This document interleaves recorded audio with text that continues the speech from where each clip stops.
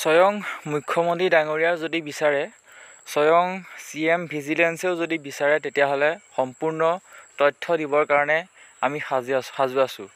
হয়, শিক্ষক নিযুক্তিৰ সৈতে জড়িত এটা গুৰুত্বপূৰ্ণ বিষয় আপোনালোকৰ সৈতে আলোচনা কৰিম। ভিডিঅ'টো একেবাৰে শেষলৈকে চাই থাকিব। লাইক এটা কৰি বন্ধু বান্ধৱীৰ সৈতে এতিয়াই শ্বেয়াৰ কৰি দিব পাৰে, কাৰণ যোগ্যজনে যাতে চাকৰি এটা পায় তাৰ কাৰণে আমি আগৰ পৰা সদায় কাম কৰি আহিছোঁ, এতিয়াও কৰিছোঁ, আগলৈ কৰি যাম। এটা বিষয় আমি উত্থাপন কৰিছিলোঁ, ভেৰিফিকেশ্যনৰ পাছতেই আমি যি ভেৰিফিকেশ্যন লিষ্টসমূহ চাই আছিলোঁ আৰু অৱশেষত যি ফ্ৰড, যি পইচা দি চাৰ্টিফিকেট কিনা প্ৰাৰ্থীৰ নাম আমি উদ্ধাৰ কৰিবলৈ সক্ষম হৈছিলোঁ ব্যক্তিগতভাৱে।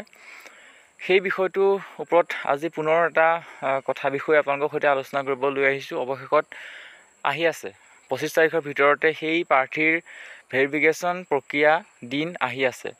এতিয়া আটাইতকৈ ডাঙৰ কথা হ'ল যে DWয়ে এই প্ৰাৰ্থীসকলৰ বিৰুদ্ধে কেনেকুৱা ব্যৱস্থা লয়, কেনেকৈ ভেৰিফিকেশ্যন কৰে, সেইটোৱে আটাইতকৈ গুৰুত্বপূৰ্ণ বিষয় হিচাপে বিবেচিত হ'ব। আজি এই ভিডিঅ'ৰ জৰিয়তে আমি এটা কথাই উত্থাপন কৰিব বিচাৰিছোঁ চৰকাৰলৈ, যাতে খুব ভালকৈ যাতে ভেৰিফিকেশ্যনটো কৰে। যি ঘৰতে যিসকল যোগ্য প্ৰাৰ্থীয়ে এখন মেৰিট লিষ্টৰ কাৰণে আচলতে ৱেইট কৰি আছে, এখন ভাল নিকা স্বচ্ছ মেৰিট লিষ্টৰ কাৰণে ৱেইট কৰি আছে, তেওঁলোকৰ কাৰণে সঁচাকৈ ভালকৈ নিকাকৈ ভেৰিফিকেশ্যন হোৱাটো বহুত বেছি প্ৰয়োজনীয়। কাৰণ সেই প্ৰাৰ্থীসকলৰ দিন আহি আছে। অৱশ্যে আজিৰ দিনলৈকে কিমান তেনেকুৱা প্ৰাৰ্থীৰ ভেৰিফিকেশ্যন হৈ গ'ল সেয়াটো হিচাপ নাই, কিন্তু আমাৰ চকুত যি ফ্ৰড আচলতে প্ৰাৰ্থী আছিলে, সেই প্ৰাৰ্থীৰ ভেৰিফিকেশ্যন আহি আছে। আটাইতকৈ ডাঙৰ কথাটো এইটোৱেই যে তেওঁলোকৰ ভেৰিফিকেশ্যন কেনেকৈ কৰে। আমি ভেৰিফিকেশ্যন কেনেকৈ কৰে তেওঁলোকৰ সেইটো আমি মানি ল'ম বাৰু, কি কৰে কি নকৰে। আটাইতকৈ ডাঙৰ কথাটো, আটাইতকৈ ডাঙৰ যিটো কথা হ'ব সেইটোৱে হ'ব যে তেওঁলোকৰ নামটো যদি কেনেবাকৈ মেৰিট লিষ্টত আহে, তাৰ পাছত আমি কি কৰিব লাগে। আমাৰো প্ৰাৰ্থী আছে, আমাৰ কণ্টেক্টত আছে, তেওঁলোকৰ দ্বাৰা কি কৰিব লাগে সেয়া পাছত কৰা হ'ব। ইয়াতে বহুতেই আচলতে এটা কথা বিচাৰি আছে, তেওঁলোকৰ সম্পূৰ্ণ পৰিচয়, তেওঁলোকৰ সম্পূৰ্ণ ঠিকনা বহুতে বিচাৰি আছিলে। বহুতে এইটো মিছা বুলি ক'ব বিচাৰি আছিলে, আমি পাইছোঁ।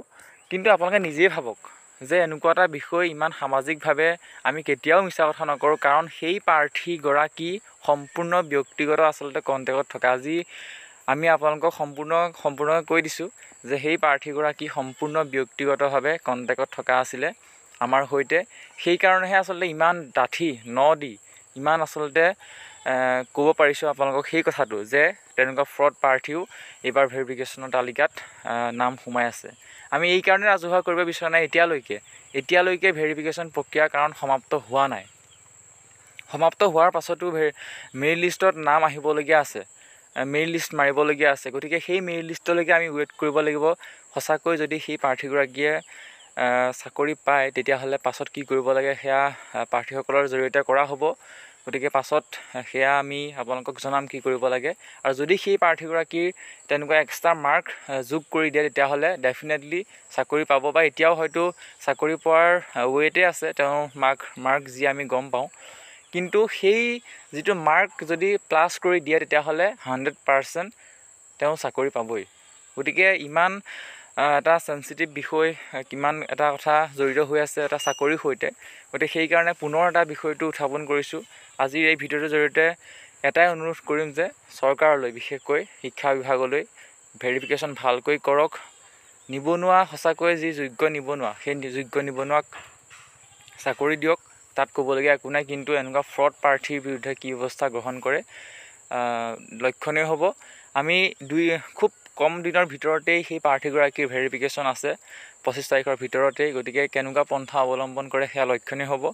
আজিৰ ভিডিঅ'টোৰ জৰিয়তে এইটোৱেই জনাব বিচাৰিছোঁ যে প্ৰাৰ্থীগৰাকীৰ ঠিকনা আৰু ভালকৈ যাতে কৰক, যাতে পৰৱৰ্তী সময়ত যাতে এনেকুৱা কোনো ফ্ৰড চাৰ্টিফিকেট দি এপ্লাই যাতে নকৰে। বিশেষকৈ চাৰ্টিফিকেটখন দেখাত একদম ভালেই লাগিব, চাৰ্টিফিকেটখন দেখাত কোনো 2 নম্বৰী নালাগিব, কিন্তু পইচা দি তেওঁ যি কৰিছে, চাৰ্টিফিকেটখন খুব নেশ্যনেল পৰ্যায় বা এনেকুৱা ধৰণৰ, মুঠতে চাৰ্টিফিকেটখনত লৈ কোনো সন্দেহ নাই। কিন্তু সেই চাৰ্টিফিকেটখন ল'বলৈ যাওঁতে তেওঁ সেই যিবোৰ ষ্টেপ গ্ৰহণ কৰিছেনে নাই কৰা, তাক তন্নতন্নকৈ পৰীক্ষা কৰাটো বহুত বেছি প্ৰয়োজনীয় শিক্ষা বিভাগৰ, চৰকাৰৰ। আজি এই বিষয়টো উত্থাপন কৰিলোঁ।